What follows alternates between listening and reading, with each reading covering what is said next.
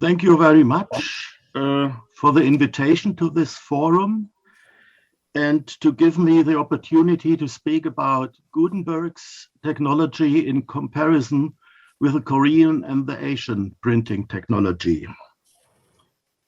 I'll load up my is a Gutenberg's metal type, a copy of Korean metal letters, ? The title takes up an assertion by John M. Hobson from Sheffield University, who said Gutenberg's metal type was just a copy of Korean metal type. I will try to refute this by means of a technical comparison of early letter printing in Korea and Europe. At first, I have to make some remarks on my terminology. In English, letter and type are used as synonyms, but I differentiate between letters that mean all character stamps used in printing and types that are only the European character stamps used in printing. And second, speaking of Gutenberg's technology or European typography, I mean the standard achieved by about 1500, not the partly unknown methods of the first decades past 1450. There is no doubt that printing was invented in Asia long before that. It came into use as woodblock printing in the 7th century AD. Movable letters were first used in China in 1050, and in Korea, metal letters were first mentioned for 1234. The Jikji dates from 1377, and the technique was improved since 4020 under King Sejong. But does that make Gutenberg's type a mere copy of Korean letter? Let's take a closer look.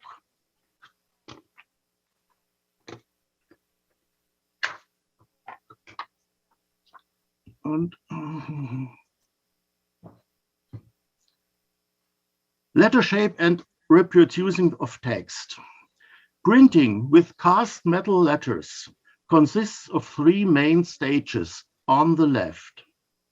First, casting involves design and writing of characters, making patterns, building the mold, filling it with molten metal, cooling and opening it, removing the blanks, and finishing the letters. The second stage is setting or composing, and it includes fixing the letters on the printing plates.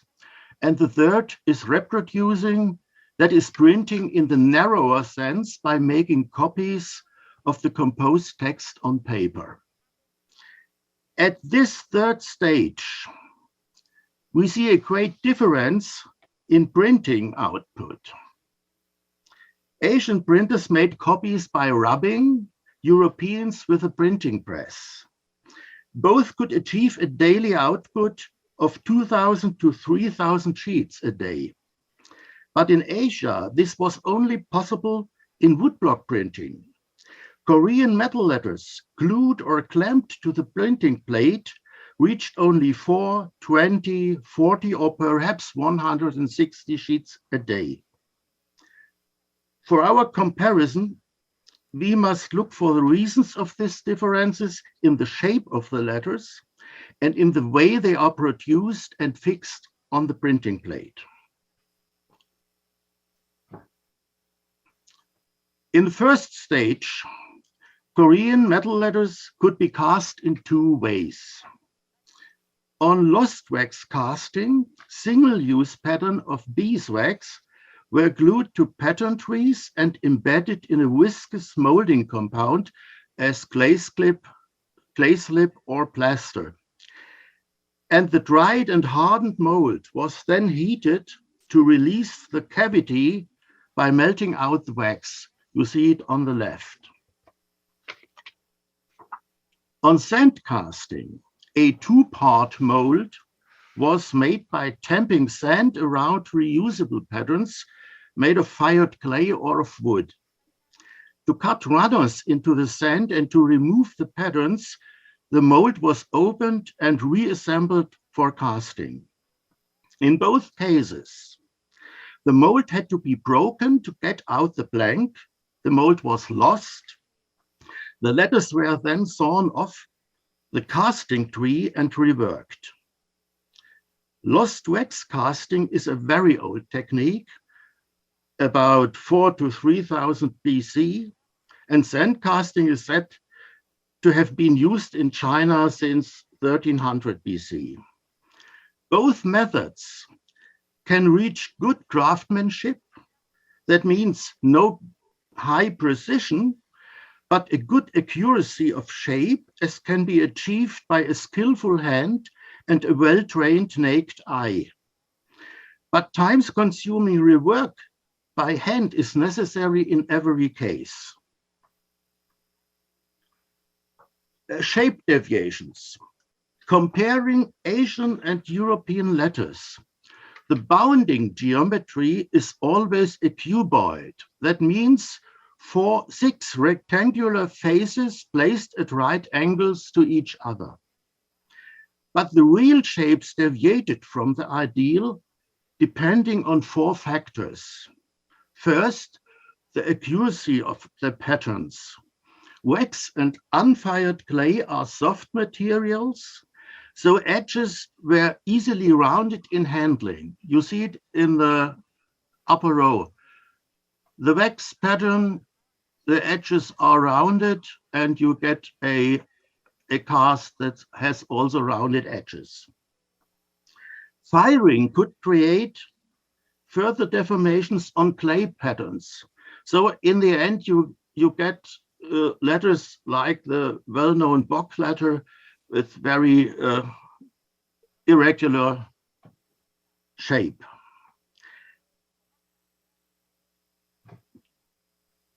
Wooden patterns and letters too, in the second row.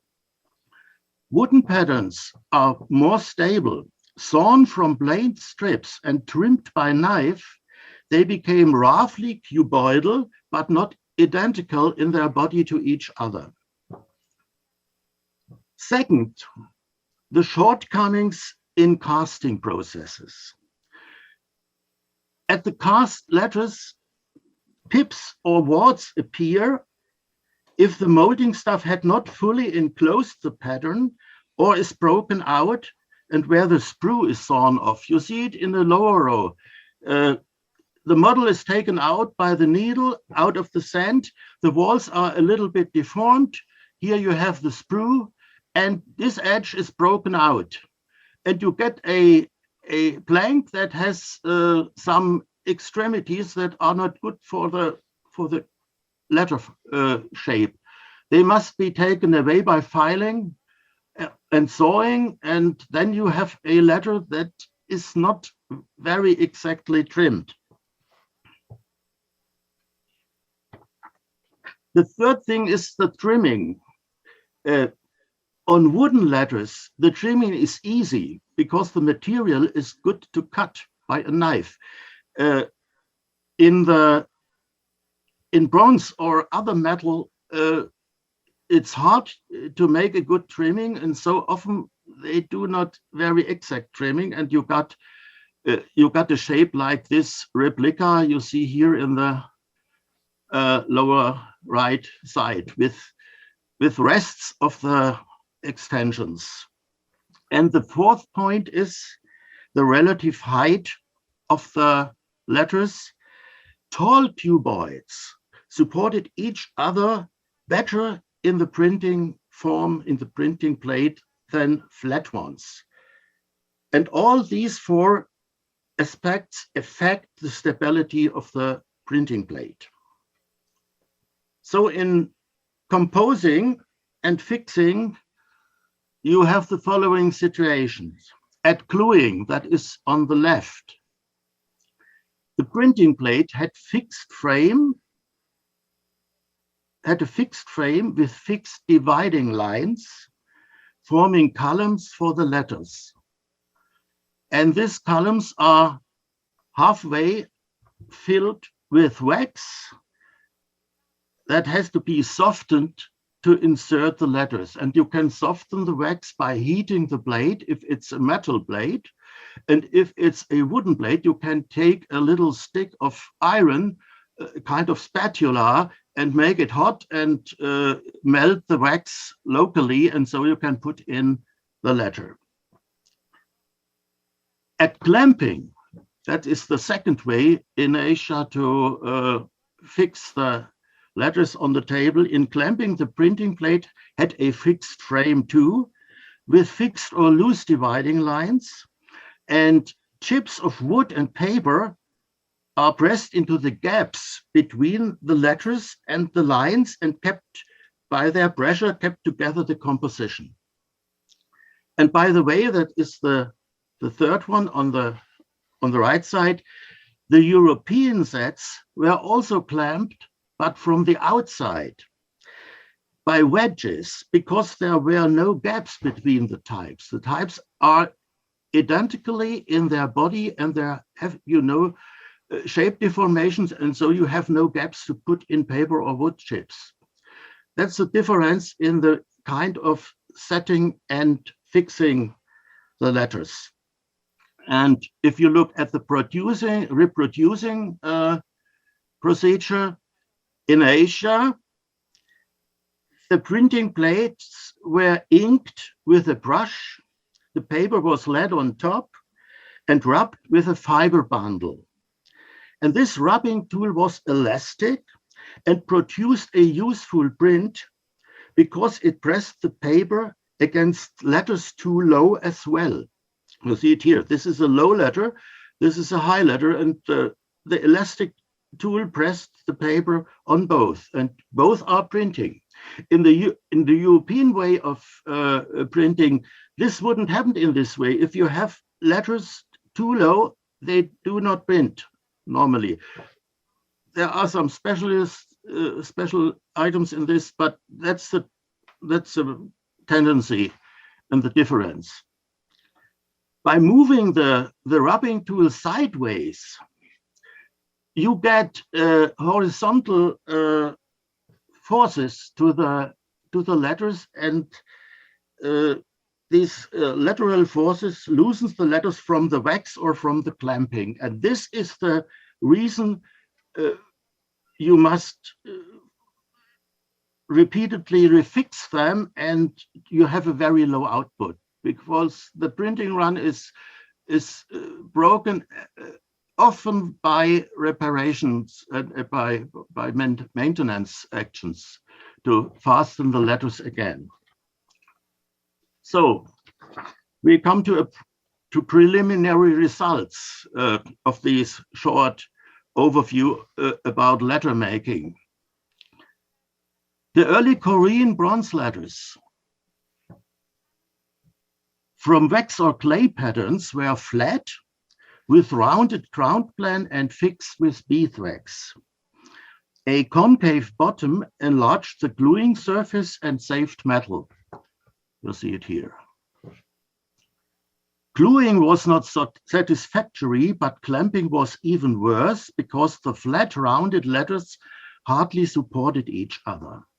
The printing capacity was very small. A few sheets a day or 4 sheets a day are given as figures. The Korean bronze letters of the 15th century,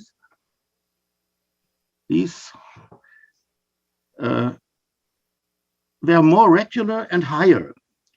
From 1400 to 1435, several trials improved shaped and setting methods.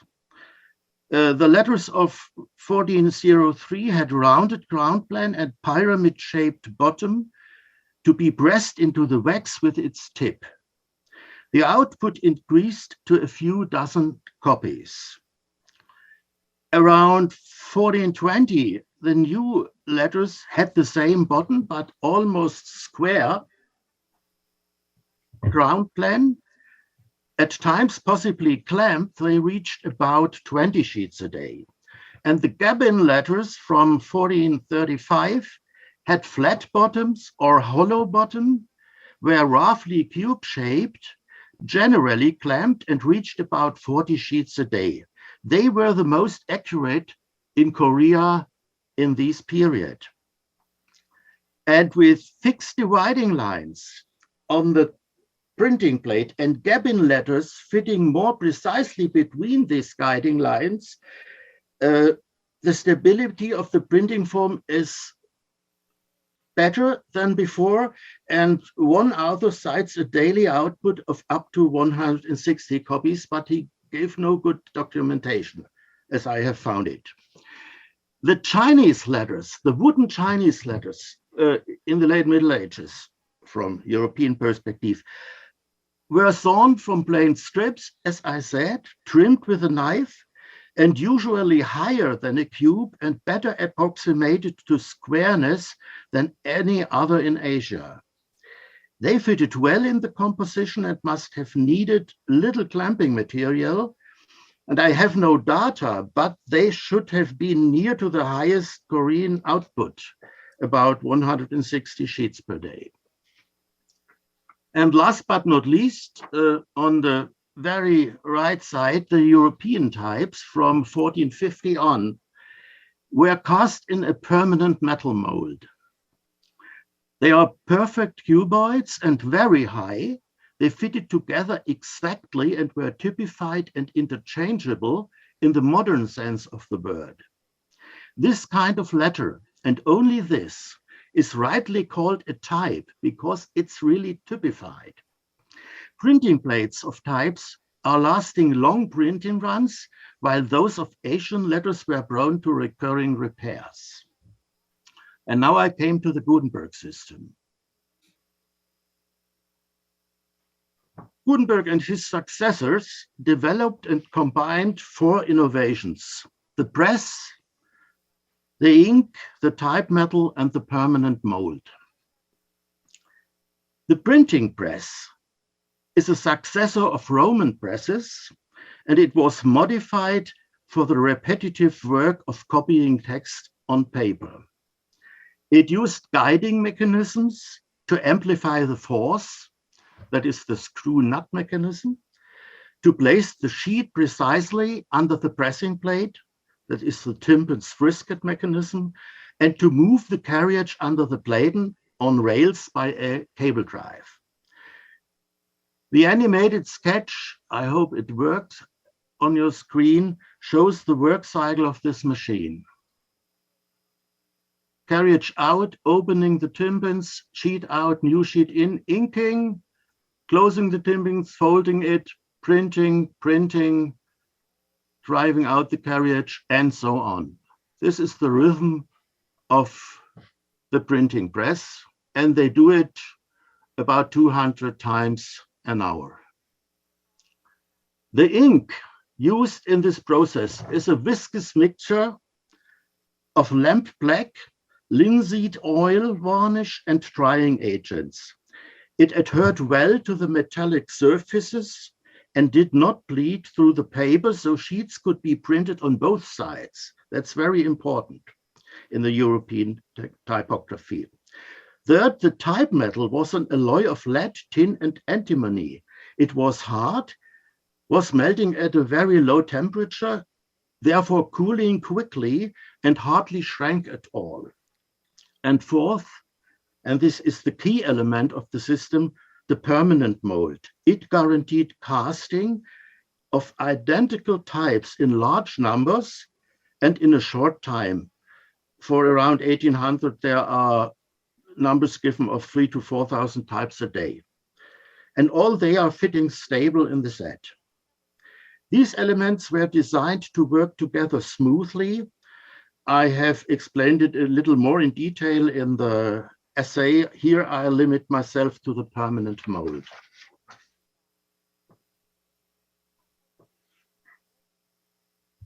There were two different designs of the casting instrument. The older German-Dutch one was made of brass. You see it here. The younger, widespread in England and France, of steel. Function, problems of accuracy, and methods of making and testing their parts are similar, so I deal with the first one only. In principle, and you see it in the middle, the mold consisted of two L-shaped mold halves. Set against each other, their inner square surface formed the cuboid-shaped mold cavity for the shaft of the type.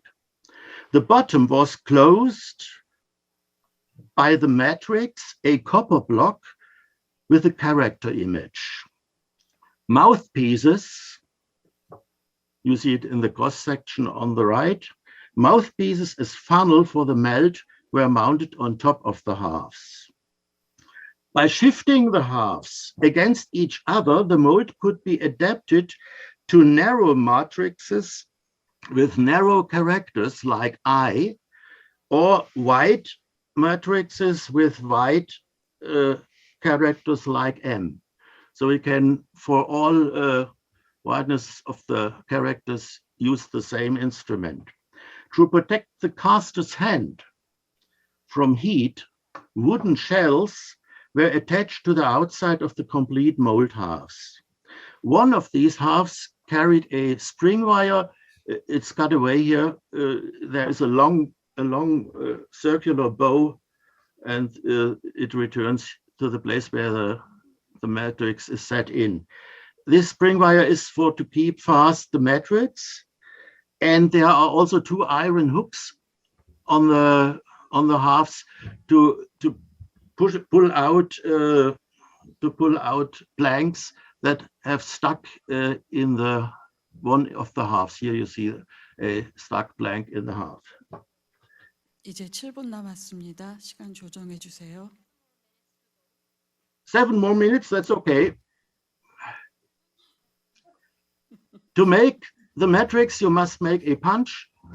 The punch is filed and punched with other punches and engraved, and then you harden the punch and take him to stamp a matrix. And the matrix is deformed in stamping and must be trimmed or justified, as it is said. The mold halves in former time could not be made of one piece. Without industrial precision milling machines and tool grinding machines, it was impossible to work and test the inner square by hand. But it could be merged from two exact cuboids that were to make easier by hand, the body piece and the bottom plate. The upper and a lower jaw were attached to the bottom plate, protruding over the body and aligning it to the bottom plate.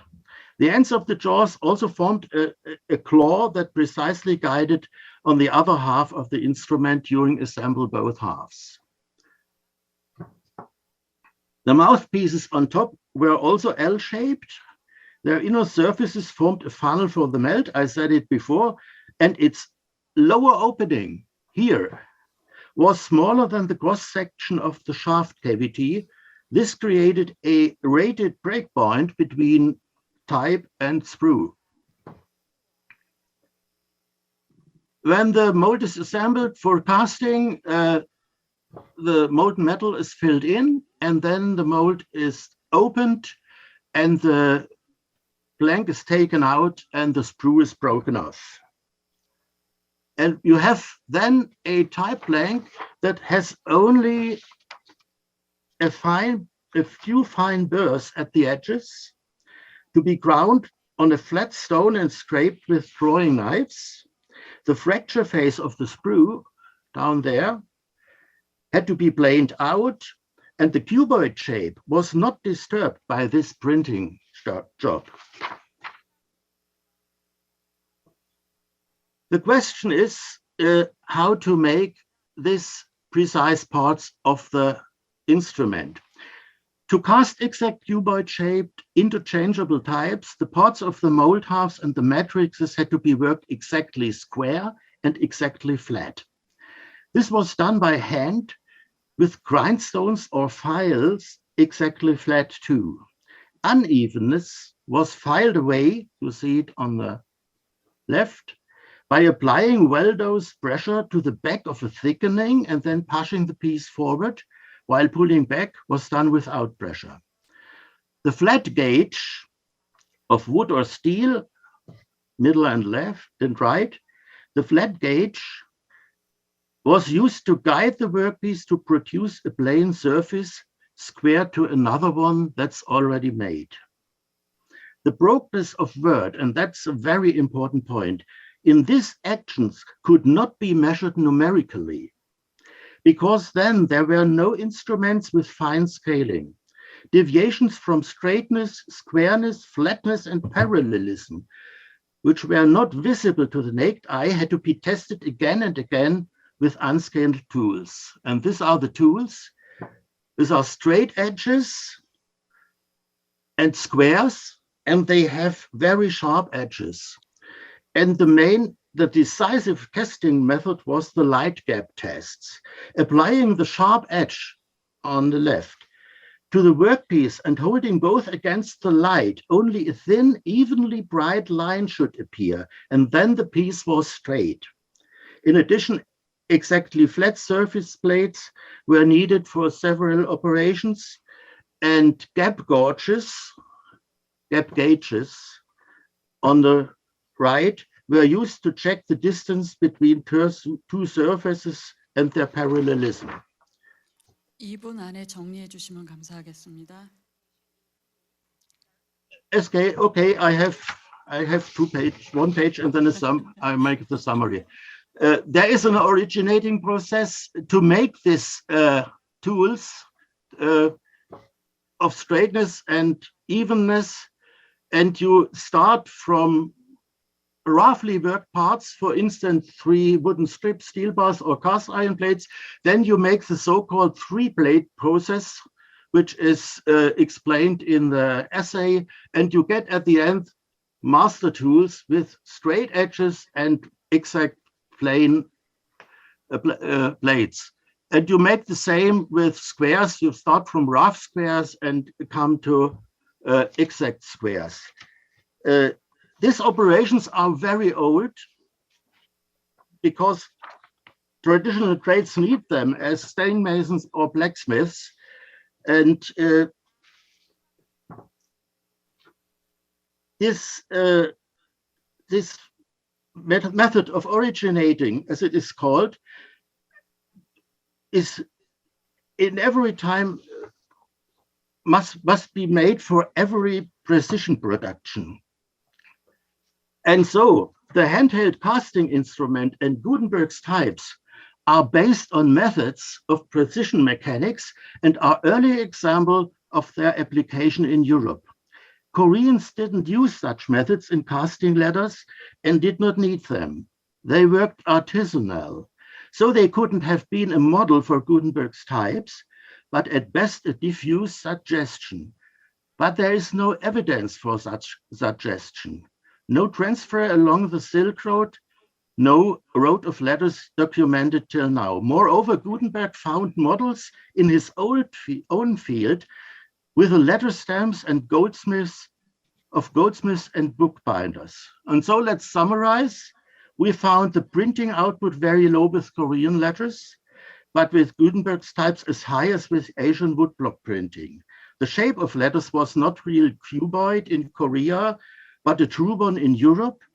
Fixing and the stability of printing plates were poor in Asia, but very good in European typography. The reason of all this laid in the methods of casting. Koreans used fragile and inaccurate lost molds, as European casters too in many other cases. While Gutenberg's casting device is a permanent and highly precise. Korean mold making was artisanal by hand and naked eye. The European mold was made by methods of precision mechanics, leaving the sphere of visibility regarding shape deviations. It's another kind of technology. And so I conclude, Gutenberg's metal type is not a copy of Korean letter. Thank you very much. 네, 감사합니다. 제가 시간을 재촉하는 역할만 해서 박사님께 충분한 시간을 드리지 못한